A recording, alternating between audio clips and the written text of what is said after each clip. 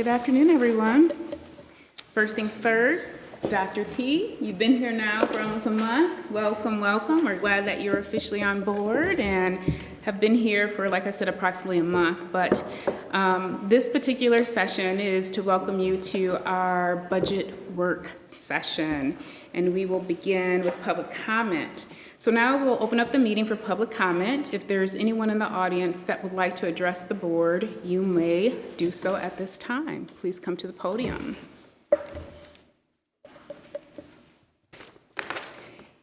And not seeing any. So our first action item is inviting Mr. Todd Hurley, Interim Vice President of Finance and Administration, to present the 2025-2026 millage levy resolution. Good afternoon. Good afternoon.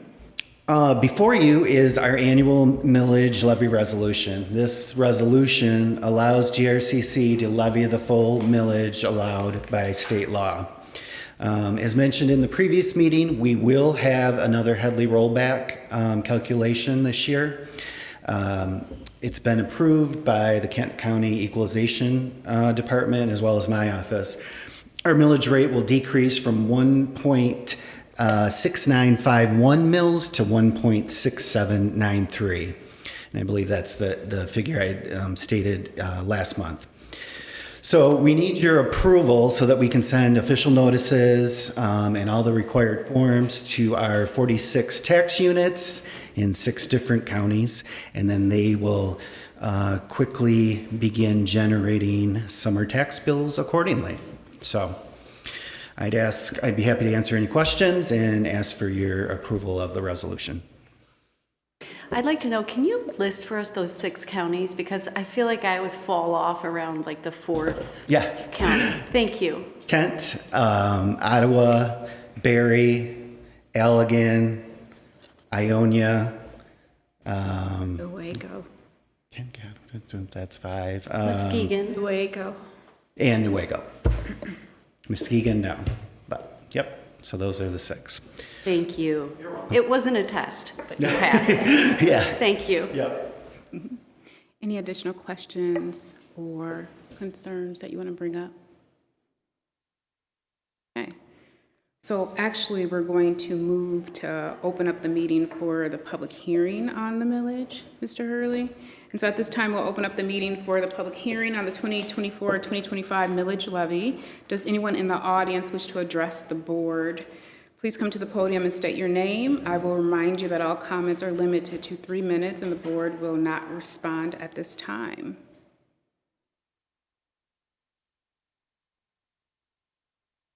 Okay. Consideration of the millage levy resolution. Trustees, may I have a motion to approve the millage levy resolution as presented? So moved. Support. Any discussion? All those in favor, please say aye. Aye. Those opposed, the motion carries for the millage levy resolution as presented. Mr. Hurley will now present the proposed 2025-2026 budget.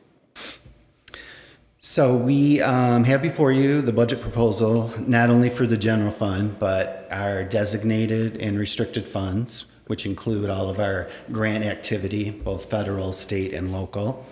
Our plant fund, which represents our building and site, our debt payments, and our debt tax levy. And then our auxiliary fund, which incorporates the bookstore, parking, food service, and printing services. So all of those budgets are included in the packet, and nothing has changed from what we provided you at the budget session, work session in May. So we don't have any additional presentation for you this afternoon. I would just say that as we look at next steps in the budget process, know that we're closely watching what's happening at the state level with state aid in Lansing, as well as what's happening at the federal level. We've reviewed the governor's budget recommendation as well as the Senate's and estimated appropriations for next year accordingly. Still waiting on the House version, and they will be forming conference committees soon and working on diligently on that budget. So we'll keep you posted regarding any developments that happen in the coming weeks. And as far as the federal level, we are also monitoring those updates intently, currently modeling different scenarios and creating plans and options to address the impact of some of the proposed cuts that are out there. So with that said, I'd be happy to answer any questions you have before we ask for a motion for approval of the 25-26 budget. Any questions, highlights, or concerns, trustees? I had a question. This is more for my own education than anything else. What does our membership in the Grand Rapids Chamber do for us as a vendor? I was looking at that line item. I was curious about that. It's a good question. I have not utilized that personally, but I know that in the past we've gone to several events and done networking with the chamber. So just trying to keep our pulse on local business and how we can help address their needs and concerns. Thank you. Mm-hmm. Todd, I don't know if this is directed to you, but what is the nature of the interurban transit partnership? How does that work? That's our basically the Rapid. It's two parts to it. It's the Sneeden Shuttle, which allows students to go to and from our main campus to the Sneeden campus, and also giving wave cards to both staff and students so they can ride the Rapid free of charge. And that comes out of a general budget? That actually comes out of our auxiliary budget, which is where our parking budget is housed. So yeah, that's where that is funded. Additional highlights, questions, celebrations related to this? Okay, trustees, may I have a motion to approve the 2025-26 budget as presented? I'll move. Support. Okay. Any discussion?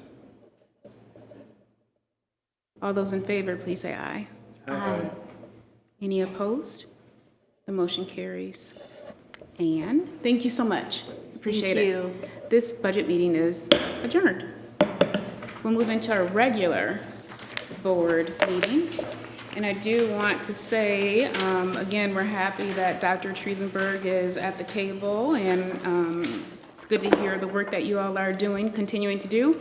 Trustee Lopez is not here today. He is excused. And so this opens up our June 9, 2025 College Board of Trustees meeting. Might there be any board members or interim President Triesenberg? Might you have any guests in the audience that you would like to introduce, or colleagues? No? Okay. Our first order of business today is the approval of the agenda. Trustees, please note that this is the time to remove any item from the consent agenda for separate consideration if necessary. Are there any additions, deletions, or corrections of the agenda? No? We have a motion for the approval of the agenda then. So move. Support. Okay. Might there be any discussion? No? All those in favor, please say aye. Aye. Any opposed? And the motion carries. At this time, we'll open up the meeting for public comment. If there is anyone in the audience that would like to address the board, you may do so at this time. Please note that this is the time that the board will hear comments specifically related to today's board agenda.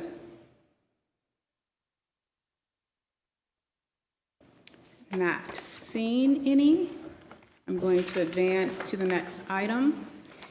And the next item, I'm pleased to highlight our leadership with this particular entity. And so in particular, this is the approval of the 25-26 Michigan Community College Association, MCCA, Board of Directors appointment, and so Vice Chairperson Bruinsma will continue to be the MCCA representative, along with Trustee Lopez serving as the alternate. May I have a motion to approve the 25-26 MCCA Board of Directors appointments? So moved. So I heard two voices over here. Okay, there we go. Thank you. Any discussion? Just want to say thank you guys for doing that. Appreciate it. All those in favor, please say aye. Aye. Any opposed? And the motion carries. Thank you. Now is the time for us to move into approving the consent items. May I have a motion to approve the consent items as presented, please? So moved. Thank you. Any discussion? All those in favor, please say aye. Aye. Aye. Any opposed? The motion carries. Action items, purchasing items over $100,000. May I have a motion to approve the purchasing items for over $100,000, please? So moved. Support. Any discussion? All those in favor, please say aye. Aye. Any opposed? And the motion carries. You may have seen an artifact that forecasts some of our board meetings, and so for the 25-26 school year, we have a motion to approve the 25-26 Board of Trustees meeting schedule as presented in your packet. Moved. Support. Thank you. Any discussion? All those in favor, please say aye. Aye. Anyone opposed? The 2025-26 board meeting schedule will be posted on our website at the end of June as the new academic year starts, July 1. That motion carries. And so now we're moving into the next item, and I'd love to call Executive Director of Human Resources and Talent Development to the podium, Ms. Raven Farnham. Good afternoon. I come before you today to request consideration to the PMA salaries and salary structure. The first item is a 4% increase to all eligible PMA employees that I am asking for consideration for. The 4% keeps us in line with the market analysis that we have seen at 3.8, 3.9%. And so that keeps us moving, keeps us able to retain and recruit for our staff. The second item is to increase our salary structures in PMA by 2%. So that is the minimum and the maximum of the various grades. As you all know, we did a comp study last year with Lockton, and we want to make sure that we are keeping in line, again, to recruit and retain employees. With that said, thank you for your consideration. Any additional questions of Executive Director Raven? May I have a motion to approve PMA compensation as presented? So moved. Second. Any discussion? All those in favor, please say aye. Aye. Any opposed? And the motion carries. Executive Director Raven, might you say a little about student wages and compensation? Yes, that is another consideration that I am bringing to you all. Due to minimum wage increase that is taking place on January 1st, it will increase minimum wage from $12.48 to $13.73. Our current and student employees make $12.50, and we would like to increase that hourly wage to $13.75. Colleagues, any questions or highlights? Is it our policy to stay at the minimum wage? We're moving it up because minimum wage moved up, and that's our Correct. policy. Our strategy is to make sure we're at that. As of that right level. now, yes. Yes. Is that what student workers are making by and large, or is that just the floor? That is just what we have chosen to pay student employees. I have not done any comp studies on other student employees around our area. But to clarify his point, that's what they all make. That's not an entry level. Yes, That's what they I'm all sorry, make. yes. Okay. When would this be effective? July 1st. Okay, fiscal year, great. Yep. Thank you. And how many employees, students do we have? Students who work? Approximately 200. Any additional questions, There was highlight? some, I'm maybe making a connection that isn't a connection, but I think there was some other conversation that we've had in the past of supporting student employees with like maybe parking and some other like benefits in addition to employment. Is that, am I remembering that correctly? I am not sure. I don't think I was here for those discussions, but that I is something. recall to that point that they were going to get free parking at some point in time, and did that happen already? I think that's what you're remembering, yeah. And you're relatively newer, so you may not remember, so it's good to have the insight, just like someone also said they'll check into the chamber too, to be able to reflect the benefit. I do wonder if there might be a future session where you would come back and share some of the benchmarking that you do with some of the other colleges that we typically benchmark against related to student wages and maybe some of the perks and the benefits. So just to round it out. All right, just one more. So typically, students work how many hours, a week? Yeah, it varies, but up to 28 hours per week. Okay. That's the max. Any additional questions or celebrations? Well, you did a great job for presenting for your first time, and so thank you. Thank you. So let me get into the vote. We have a motion to approve student wages as presented. So moved. Any discussion? All those in favor, please say aye. Aye. Any opposed? Motion carries. Thank you so much. Dr. Triesenberg, might this be your item? It is indeed. I'll begin by thanking the executive leadership team for their warm welcome to me as I begin my role as interim president. I deeply appreciate their commitment to the mission of the college and to the students who are the reason for the mission, and also to the faculty and staff who execute on that mission. And in that context, I'm pleased to bring a recommendation that the board approve a 4% increase in the salaries of executive team leaders. This increase aligns with the increase approved just moments ago for the professional, managerial, and administrative staff. Questions, comments, colleagues? Okay, may I have a motion to approve the executive contracts as presented? So moved. Support. Any discussion? All those in favor, please say aye. Aye. Any opposed? And the motion carries.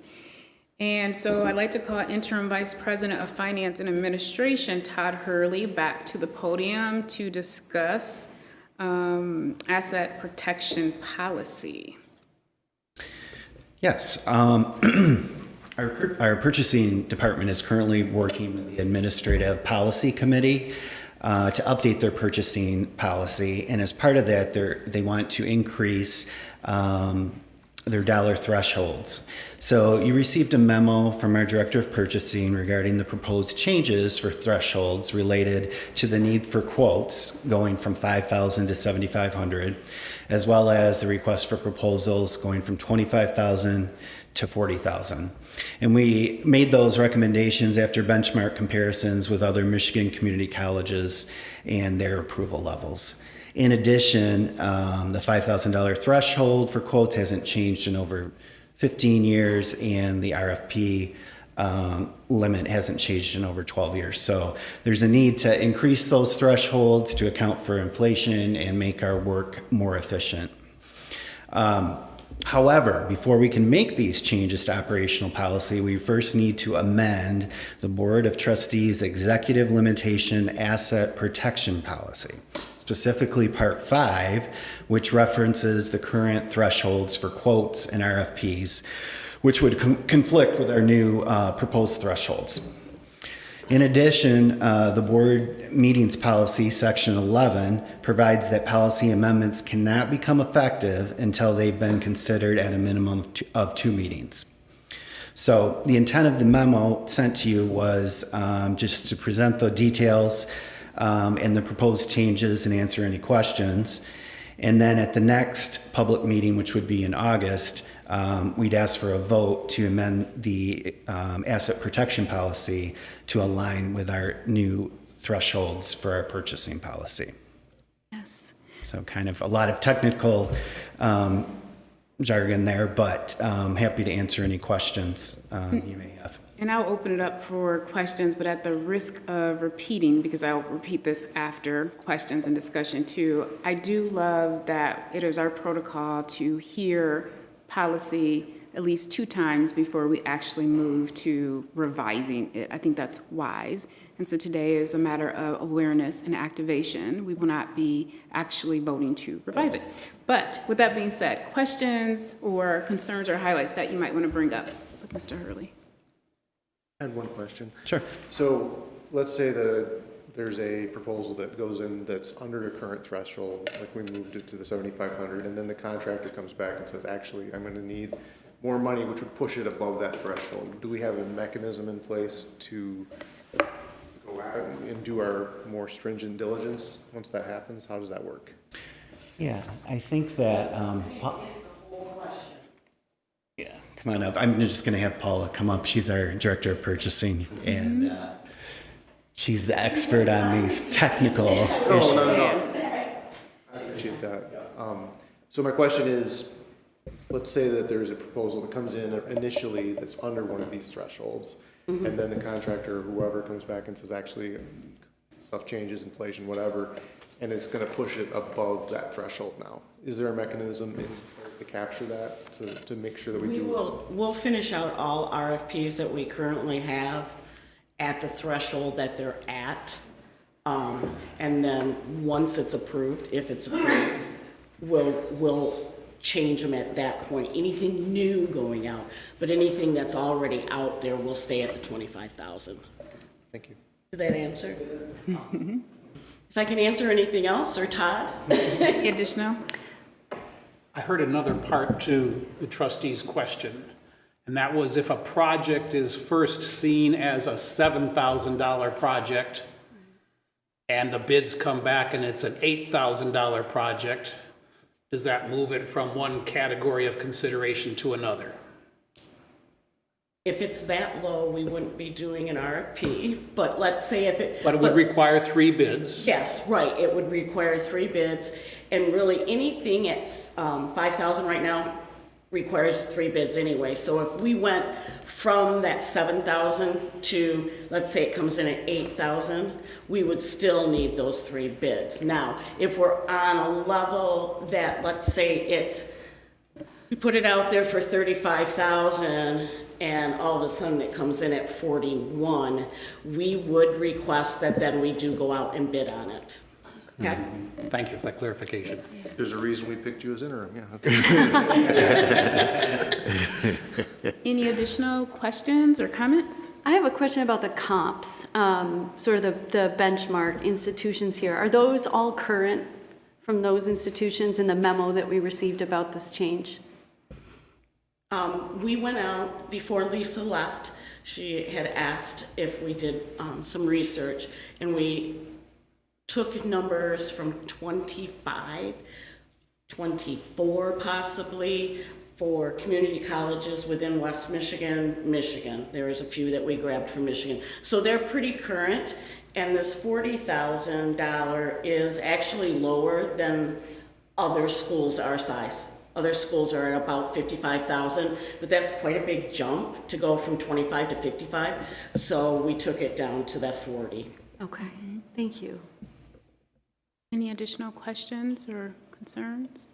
I think the other thing that I heard that I just want to underscore is that in something I read that those numbers or figures have not been changed in over 25 years, something like that.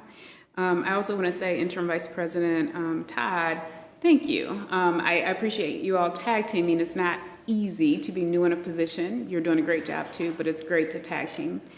No additional questions? May I have a motion, please? It's okay. I move that Article 5 of the Asset Protection Policy be revised to read, make any purchase over $40,000 without soliciting sealed quotations, nor make any purchases between $7,500 and $39,999 without evaluating at least 3 quotations unless there is a policy exception, a single source supplier, or other circumstances prohibiting competitive pricing. A summary report of transactions of $40,000 and above will be presented to the board monthly. You have a second? Any discussion? We need to vote to table this motion. And again, as what was said earlier, is that based on board's policies, protocol, policies and revisions will not be adopted until they have been considered at a minimum of 2 meetings. We will consider this policy revision at a future meeting, but need to table this motion now. So may I have a motion to table the asset protection policy? So moved. Do you have a second? All those in favor, please say aye. Aye. Any opposed? Motion carries. Thank you. Thank you so much. Thanks. Thanks for tag teaming. Dr. Triesenberg, President's report. Thank you for the opportunity. 4 weeks into my role as interim president, I'm discerning a shift from the new guy is here to let's get work done. I sincerely appreciate the cooperative and effective support of the GRCC staff and faculty in these first few weeks. Facilities crew, custodial staff, HR, finance, student services, academic programs, the Quiet Cafe, the police chief and officers have really embodied, to me, the motto that together we've got this. Although it feels like summer is just starting, much of the focus is already on the fall semester coming up. The trajectory of fall enrollment is strong, well ahead of the pace last year. I saw the enrollment report this morning. The goal for this fall is 12,800 students. We are now at 48% of that goal, compared to 43% of the goal at this time last year. So we're moving faster to a higher goal. My read of that document also says that Lakeshore and MTech enrollments are 20% ahead of last year. And so that's really positive news for us. The faculty and students will be using new tools this year as the learning management software shifts from Blackboard to Canvas. This is a big lift by our IT staff. It's also a big lift by the instructional support staff and by the faculty as they build their courses and teaching plans for the fall. And we're actively planning for the opening day activities on Wednesday, August 20. So fall is here, it feels, or it's coming soon. It's no surprise that the national environment for higher education has many swirling winds that affect what we do and how we do it. Part of our institutional approach is to see how some of those winds resolve and to see how the dust settles so that we have confidence about how to best respond. We will not lose sight of the mission of Grand Rapids Community College to provide open access to college education for learners coming from many different situations, through many different paths, for many different goals and purposes. Wherever we can, we will seek to take good lessons that we've learned from prior experiences and apply those to expand the impact for our learners. Some of those wins, as alluded earlier, some of those wins have significant financial implications for our students and therefore for the college, including proposed changes to the Pell Grants and other financial aid mechanisms, and also rescission of federal support for the TRIO programs that help so many of our students navigate the transition to a successful college experience. The executive leadership team and the staff in many units are working thoughtfully and diligently to define the college responses to those challenges. We're also advocating on behalf of the college's interest in conversations with the staff of elected officials and in partnership with other community colleges through our collective associations. I met with the other presidents of MCCA last Friday, for instance, and this was a significant topic of our conversation. As I've met people on campus in various settings and as I've interacted with others outside the college but in our community, I hear again and again how much this college means to those who have come through these walls. GRCC does really good work for its students, first and foremost, and I love hearing the stories of their success. GRCC also does really good work as a leader among the community colleges across the state and even nationally, Again, when I met with the presidents last Friday, they congratulated me on landing a job at the plum of the Michigan community colleges, and I can't disagree with them. I've been asking people to share with me some of their good news stories, and I've been asking them to share those good stories with each other so that we're all reminded of our purpose and of the excellence of our work. I was going to cite 3. I'm going to cite 4 examples among the scores that I have in mind. The GRCC golf team went to the National Junior College Athletic Association National Golf Tournament last month, and amidst some really awful weather conditions, they placed 18th, which is well above their ranking before that week. So congratulations to the players and to Coach John Fortin, who is retiring from that role after a decade of effective leadership. Our student newspaper, The Collegiate, won a fistful of awards at the Michigan Press Association Better Newspaper Contest, including being named Division III Newspaper of the Year for the 2nd consecutive year. Chef Werner Osberger recently designed and led a 12-week course for the staff of the Helen DeVos Children's Hospital on preparing healthy, quick, and interesting meals for folks with little time to cook. I got to join their last session. We cooked for an hour and we ate for an hour, and a delightful time with them. And the chef just does remarkable work in that setting. Finally, the TRIO programs, which have been active at GRCC for more than 50 years, do amazing and vital work in helping first-generation students and many others navigate successfully into the often confusing world of higher education. The GRCC TRIO programs exceed their benchmarks or their goals in almost every category. I heard the story of one student, Daniel G., who came to GRCC essentially as an immigrant and a refugee, and then proceeded to a bachelor's degree at University of Michigan, and then a PhD at Berkeley in bioengineering, and is now a postdoc at the University of California, San Francisco in bioengineering, with at least 9 published research papers. He's working at the intersection of magnetic resonance imaging and neurosurgery. And that's the work that our TRIO programs do. This community should be immensely proud of its role in launching the success of Daniel G. and so many students like him. I could go on and on with the stories and data that reflect those aggregate stories that I've heard in these first few weeks, but I want the board to know how immensely proud and confident I am in the faculty and staff and leadership here at GRCC, and what a privilege I deem it to serve alongside them. Thank you. Thank you so much. I think he drank the Kool-Aid. I don't think we have a faculty association update. I do want to take a minute or two and use the board chair update just to give a little information about the national presidential search. And first, I have to just give some kudos to the Backbone team, which is inclusive of so many people: Lindsay, Aaron, Amy, led by Nigel and Jennifer. Thank you so much. Some of the work that collectively that is happening is work behind the scenes to soon launch the website. Soon the formation of the Presidential Search Committee will be named. I think in the next couple of weeks, actually, the names will be released.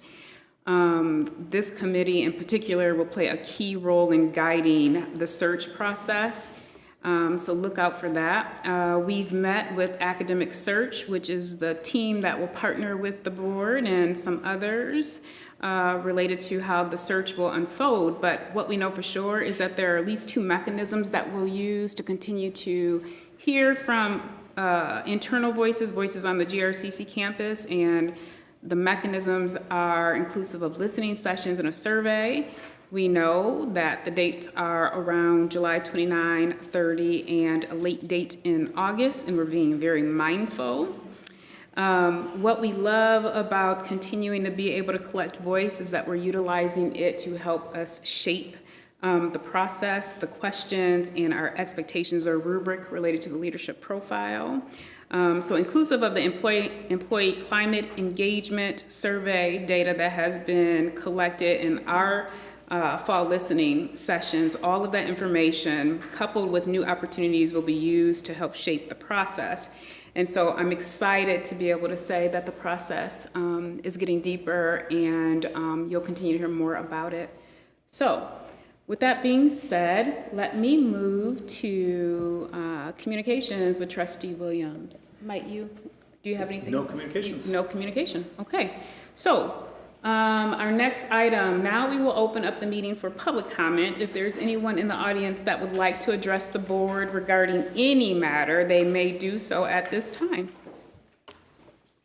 And please come to the podium and state your name. I'll remind you that all comments are limited to 3 minutes. Let me be clear who the timer is. I see your phone, Trustee Williams, so 3 minutes. And the board will not respond to your comments at this time. Please state your name. Hi, my name is Lauren Woolsey. First, thank you for all of the time and effort you give our institution. The last 6 months have been chaotic and grueling for many reasons, and I am grateful to have you all at the helm doing your best to steer in the storm. My comments will focus on the theme of communication. Inevitably, the chaos of the last half year has been a breeding ground for unease and uncertainty that necessitates a much higher bar for clear and consistent communication to stave off panic and rumor. It isn't possible to do business as usual when there is nothing usual about what is happening federally. Actions that might seem routine in a regular year can look alarmingly like anticipatory compliance to authoritarianism without clear communication. As one of many recent examples, Policy 6.1 was relabeled Name Change Policy in February from its original name of Transgender and Equal Opportunity Policy. Within such an uneasy climate, the explanation behind that change, which may intend wider use, needed to be much more clearly communicated than during a normal year. When it was not, members of our community felt erased and lost a sense of belonging, and GRCC was not living up to its values of respect and integrity. I use that example, one of several such instances, to highlight the fact that communication plans must take into account the context of our current campus climate. There is a way to communicate that cultivates trust, and we haven't been seeing enough of that lately. Many students and staff are feeling frustrated and scared, and we're not receiving strong direction. An important exception, however, was the appearance of Dr. Lovelady Mitchell at the end of semester employee appreciation luncheon in April. Her speech was revitalizing, reminding us of the mission, vision, and values that guide us and reinforcing them as our North Star. What also strengthened that speech was the acknowledgement that there was much that happened regarding changes to personnel that we will never get further information on. Rather than that going unaddressed or ignored, she clearly identified the limits of what could be shared. This was wonderful behavior to model for the administration, and I hope to see more of it. The climate of unease and uncertainty we are in is also why it is essential to close the loop when input is requested from the wider GRCC community. When a group is invited to share their thoughts in a listening session, transparency and accountability mean communicating how that information is then used. I had a paragraph here expressing concern and then suggesting a plan, but that suggested plan is well reflected in the email that was sent to the institution at noon today. Thank you for being a great model of accountability. I also hope that the board works with the new interim president to develop a consistent communication plan that centers transparency as regulations and external demands continue to evolve and our actions evolve with them. We need to regain our footing as a community. Rebuilding trust through clear communication will be the foundation that leads to our shared success. Thank you for your time and the opportunity to speak to you. Thank you. Thank you. Please state your name and a reminder that you'll have 3 minutes to address the board and the board won't respond. Awesome. My name is Rebecca Lovell.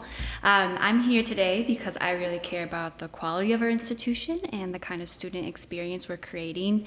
So I want to draw attention to the concerns that my colleagues and I have heard from GRC students expressing. Many of our students are feeling very concerned about the uncertain political climate in the U.S. currently. Students hear about attacks on DEI initiatives at colleges and universities, and they wonder how it will affect GRCC. Students hear about the erasure of transgender individuals from the military, athletics, and public spaces, and they wonder whether that could happen at GRCC. Students hear that the Department of Ed plans to cut funding for higher ed, and they wonder if that means their financial aid will disappear. Students hear about ICE agents arresting and deporting people in their communities, and they wonder whether they might encounter ICE agents at GRCC. Obviously, not every student is worried, but for those who are affected, it's a major problem. As many of us know, uncertainty and change can cause increased stress, which can lead to symptoms such as difficulties concentrating, irritability, anxiety, avoidance, and much more. And this emotional distress can impact a student's ability to prioritize their education, which can therefore impact student retention.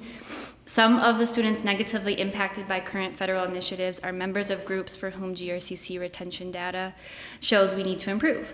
And unfortunately, we've been experiencing an additional layer of uncertainty here at GRCC with our changes in presidential leadership. Our local uncertainty has made it harder to aid students in managing their anxiety about present realities. And similar to what was already shared, we ask for GRCC's leadership to continue to explore ways to acknowledge and name for the campus community the issues that we are facing as an institution, as well as those we are facing within higher ed. We also ask that leadership continue to prioritize ways to communicate to students that we care about them. We acknowledge that it is challenging to formulate a vision amidst continual change, but we ask that leadership communicate their immediate, concrete, practical next steps whenever possible. And lastly, we want to thank you for your message about the presidential search earlier today. As that process continues, we ask the board to prioritize candidates who can effectively answer the question, how would a student or new faculty member who feels especially vulnerable right now, faculty and staff member, who feels especially vulnerable right now know that GRCC has their back? We're all here today because we care about GRCC and our students, and we want to be a local leader when it comes to taking care of vulnerable student populations. So thank you for allowing me to share this concern, and thank you for your commitment to serving our students. Will you repeat your question? Yep. How would a student or new faculty or staff member who feels especially vulnerable right now know that GRCC has their back? Thank you. Please come to the podium and state your name, and you'll have 3 minutes. Hello, my name is Zach Marshall. Dear Board of Trustees, I'm here today to agree and add my voice to what my colleagues are saying, raising concerns about the themes of communication and accountability with students and staff at GRCC. As some of us are already expressing, many staff, many students at GRCC are feeling a lot of uncertainty because of some things that are both external and internal to the institution. We recognize that various groups at GRCC have been trying to assess what's going on by seeking feedback from all of us.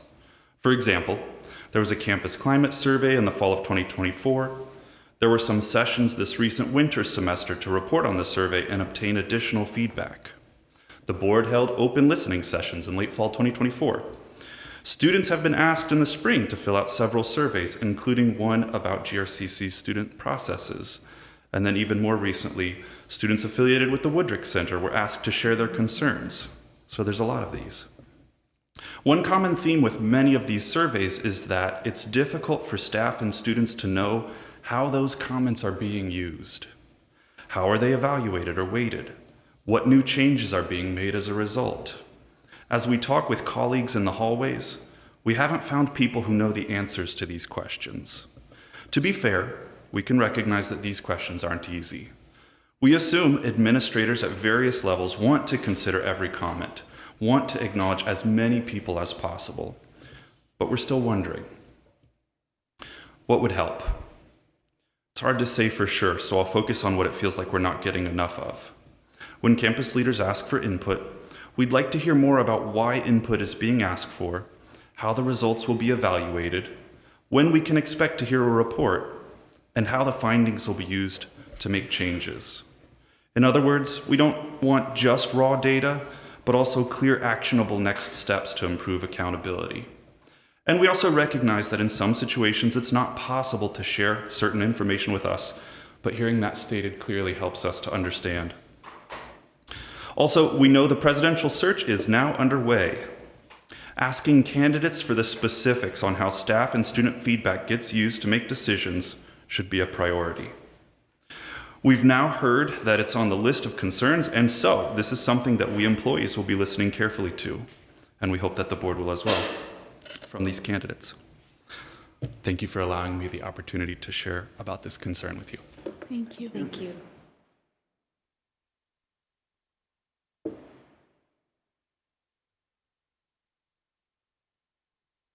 Thank you.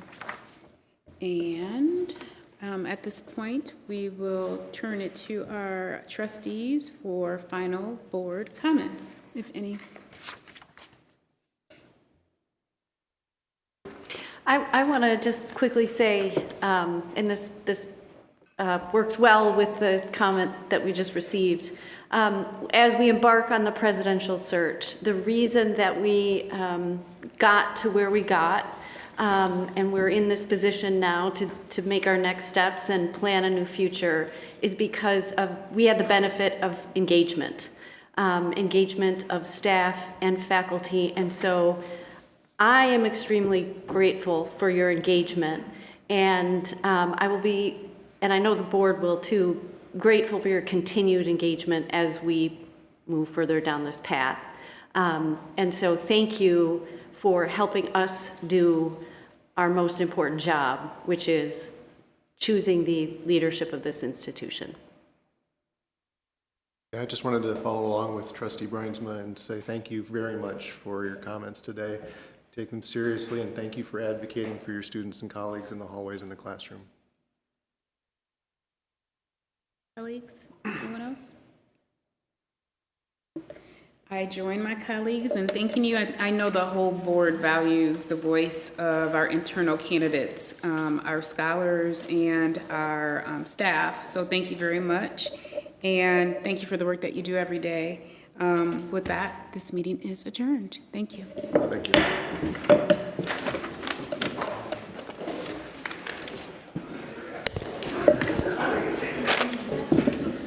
Good job, that was long. No, it's Right? enough for one.